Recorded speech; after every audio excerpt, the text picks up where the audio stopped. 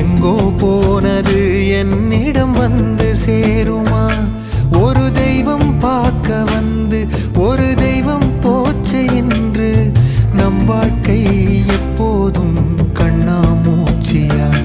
இந்த மண் மேலே இப்போது நான் தான் சாட்சியா?